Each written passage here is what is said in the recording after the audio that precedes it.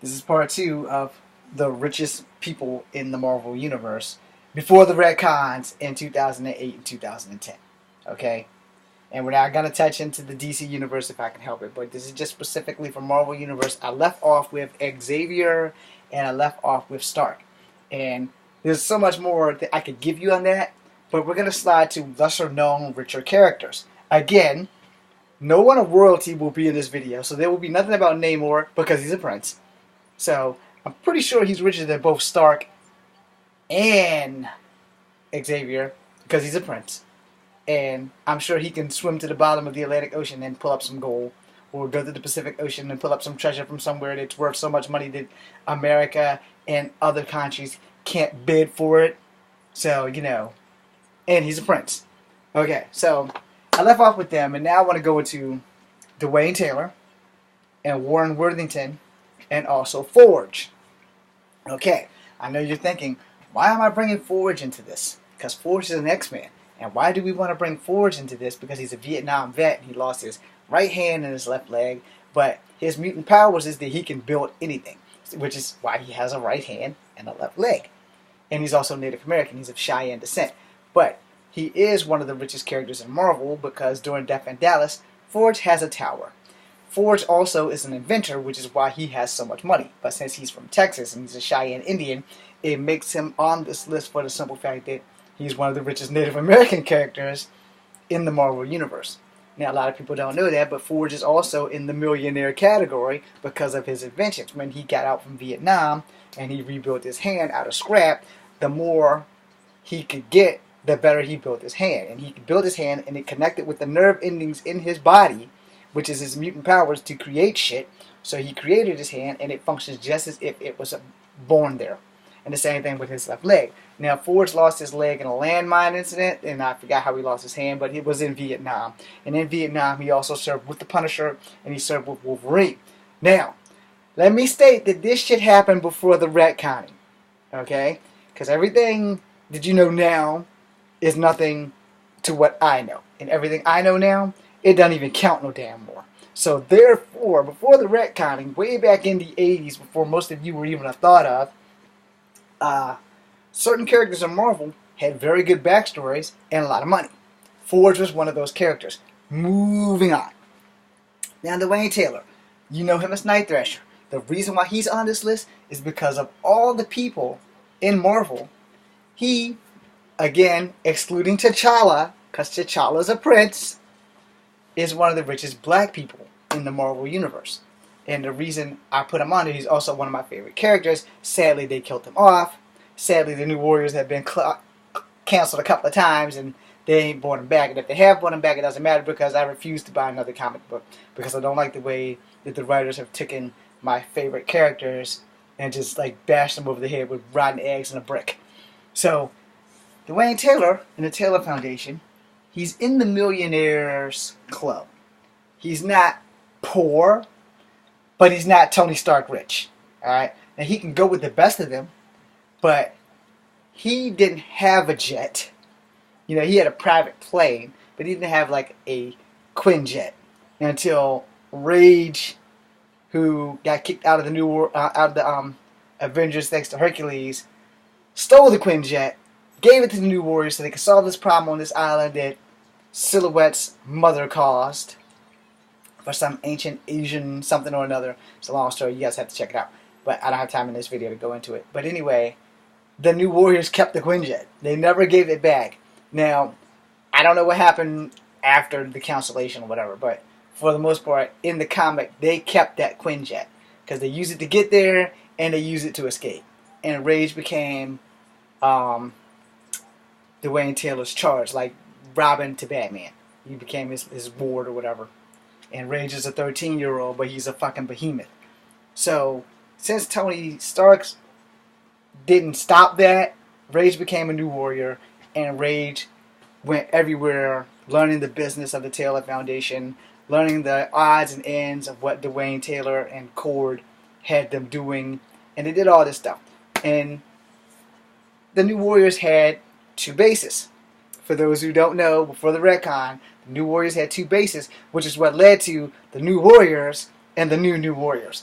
Because the New Warriors, Richard Rider, Namorita, Turbo, and Speedball went and started a whole new group of New Warriors. And I may be wrong on some of that, but for the most part, Justice, Firestar, Cord, Silhouette, and I think somehow or another they got Midnight Fire in there, and other people, and Turbo, stayed with Dwayne and were the New Warriors. Alright? So, since Ryder didn't like how everything was going, he took over and they formed a new group. And that came to New Warriors and the New Warriors. Alright? So we got that out of the way. So, now, here's the thing. I don't know who kept the Quinjet. But I do know that the New Warriors took the new base, which was on the shores of like the Hudson River. They're like in the warehouse district, where the old New Warriors still operated out of the Wayne Taylor's tower. Okay, God, I was a tongue twister. But they had a base at the top at his penthouse. They generally operated out of his penthouse. So to keep the conflict down, they had an arbiter to go between the groups. I forgot who it was, but the 90s and the 80s was a long time ago for me, and they were my only friends. So Dwayne Taylor has a warehouse and a tower, where Forge only has a tower, but Forge never has to leave his tower because everything he needs, he has equipment to build whatever he wants in his tower, which Xavier and Stark, they have unlimited supplies and they can get shit. So each one of them are higher than Dwayne Taylor and Forge. And then you have Worthington III, Warren Worthington III, tongue twister. He is also just as rich, but he's probably richer than Dwayne Taylor, and he's definitely richer than Forge, because he comes from old money too. And his father, I forgot whatever the hell his father and his grandfather did, but the Worthingtons were not poor. They weren't hurting for money. And I guess they probably got a discount when they sent Warren to the school for the gifted youngsters. Because generally, if you look at the backstory of the X-Men, the original 5, the only one who had a piss-poor backstory was Scott Summers.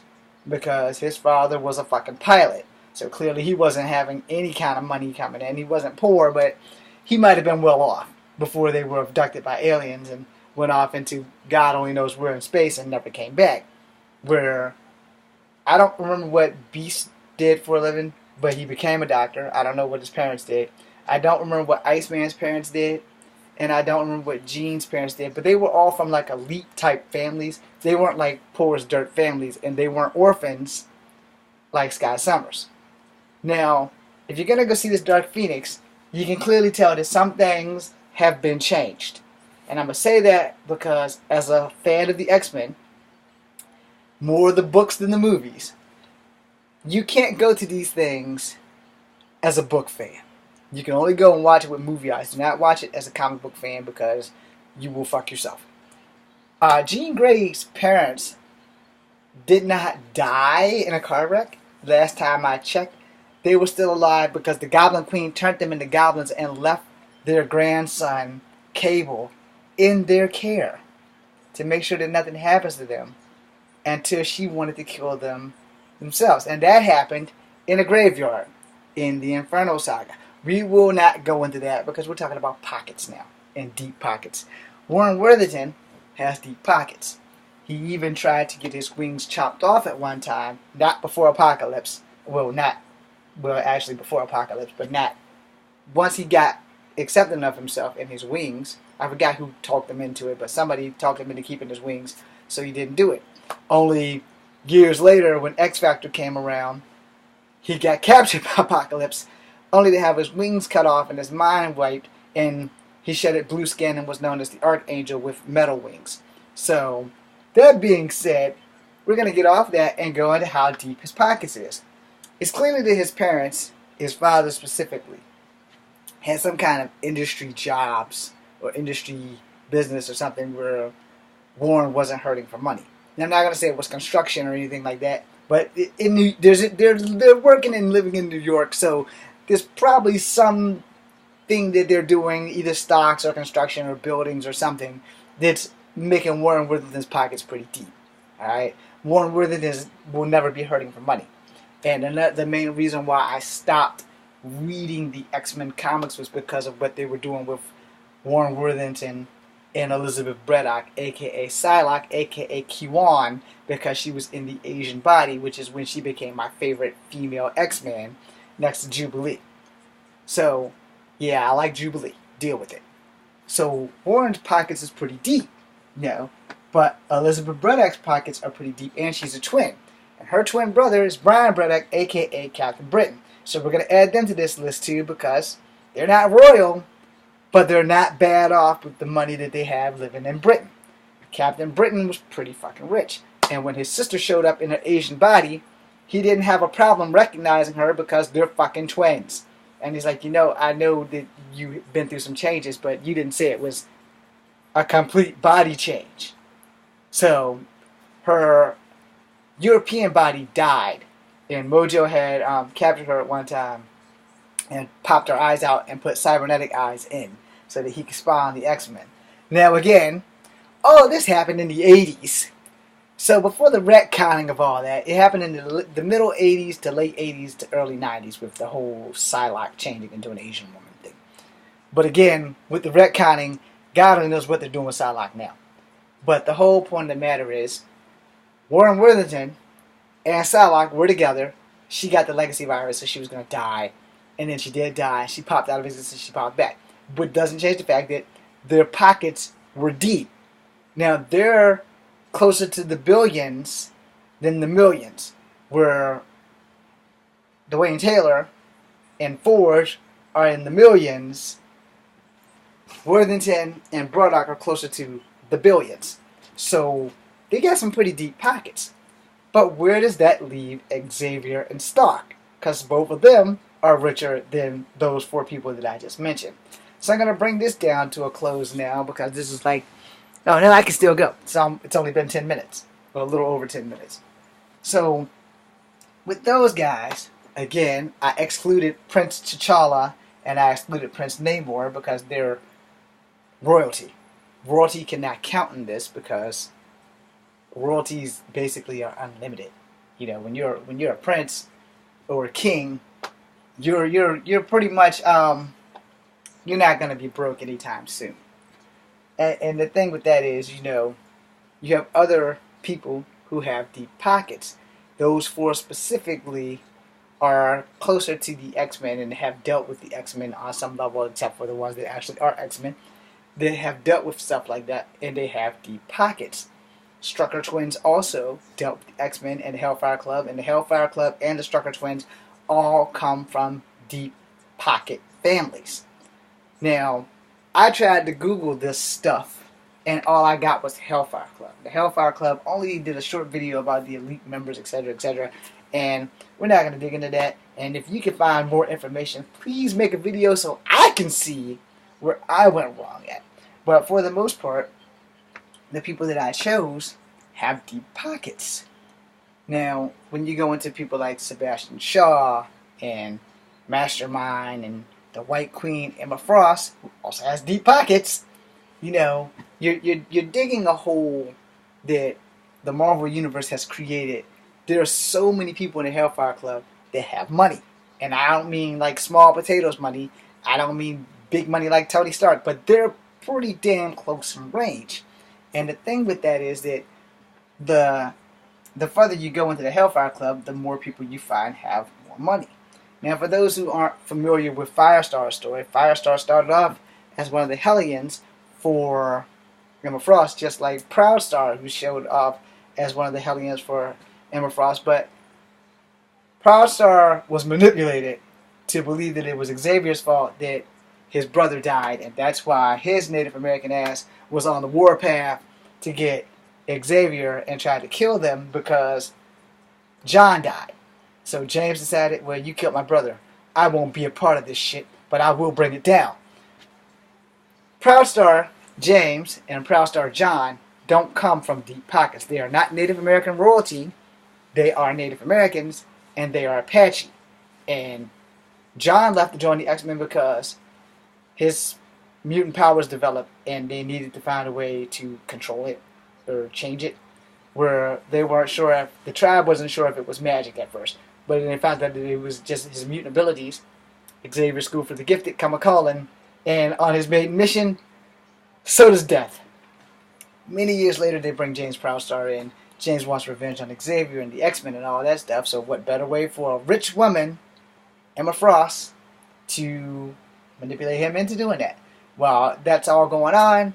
His entire tribe of Apaches wiped out. So now he's pissed. But now he winds up going with the X-Men and becoming a member of X-Force because of Cable and going after the people that did that, which will probably link him right back as to Emma Frost and them. But anyway, moving on, Emma Frost has very, very deep pockets. I don't know how deep her pockets are, but I also know that she's not in the billions. So she's running in the millions with Dwayne Taylor and Ford, but she's not up there with Worthington and the Braddock family. Now, here's the thing on that, though. There's not a whole lot of information that I can find on these people's pockets. And a lot of their pockets are deep, but not super deep. Now, when I Googled the richest thing, I left specifics out. I left off Namor, I left off T'Challa, I left off other princes in the Marvel Universe because you don't really know. And technically, you can't count Khazar as a prince because he's the ruler of the Savage Lands, but he never left the Savage Lands, so you don't even know if anything he has from the Savage Lands is worth anything outside of those pet dinosaurs and the saber-toothed tiger blood brother of his. And the thing with that is, let's try to keep it in mind that it is a comic book. And so we have to live in that reality that it is a comic book, and these guys do have untold millions and billions, and I guess Xavier and Stark must be up in the trillions. But, you know, when it comes down to their deep pockets, we are not exactly sure how deep the deepest pockets go. Now, in 2099, Xavier's pockets are probably still pretty deep because there was a team of X-Men still living in the X-Men mansion, still using the X-Men's resources to keep going on. Now, granted, the thing only lasted, I think, a year and a half, maybe two, before it was canceled. But those X-Men were still getting along, and I couldn't tell you who was the richest person in that, but the leader was an Asian chick, and that was cool. But as for the Avengers 2099, I never read those. I did read a couple of Punishers, I read a couple of Daredevils, I bought a couple of Spider-Man 99s. But yeah, it was just those two were the ones I've always read, so those were the ones that I was going to buy. Now, when it comes down to like other aspects of the money, there are a lot of bad guys who have money. And I have to add the Strucker Twins back into that because in the comics, I wouldn't really say they were so much as bad people as so much as they were just like nuisances. Alright? Because those twins, the Strucker Twins, you can't really, they were like Deadpool. You couldn't tell which side they were on because they were always on their own side until it fit them to be on your side or whatever. And let's not leave off Magneto. Magneto also has money. Now, he doesn't have as deep pockets as Xavier, but he does have money. And besides, if he doesn't have money, it's not like he can't pull every bank vault out of the city of New York at the same damn time and just take all your money. So that'll solve that. But the thing is, when you dove into comic books and you dove into their money, by standards of money, some characters have unlimited resources, and some characters have limited resources, and some characters are just as broke as hell, you know. But for those guys that I chose, I Googled it, and I could not find anything outside of the Hellfire Club. And the Hellfire Club is basically a mix of all the richest people, including the Illuminati and all these other things that go on. And every show that's ever used the Illuminati uses it for almost a different but the same kind of purpose. But we won't go into that because I don't want somebody secretly coming to introduce me and say, hey, you want to be a member of the Illuminati? No thanks. I'll take a pass on that. I'm definitely not worthy of Illuminati status. But I will say that as I end this video, because somebody's video trying to chat me now, we have other things that we will discuss. So this will not be a three-parter, And I thank you for tuning in to the 20 minutes of your life that you can't get back. So just remember, Stark and Xavier are in the top 2 tiers. And then you have the Braddock family, the Worthington family, then you have Taylor, you have Ford, and you have the Hellfire Club. And that's probably not all in order, but if you probably find out, I'm pretty sure that Prince T'Challa and Prince Namor are probably equal in stature and money, and they probably outweigh the stature and the money of Stark and Xavier. But I'm not really sure on that because anything that I Googled about this didn't pan out the way I planned it. So thank you guys for tuning in. I'm James Green. Come back with number 2. Be seeing you.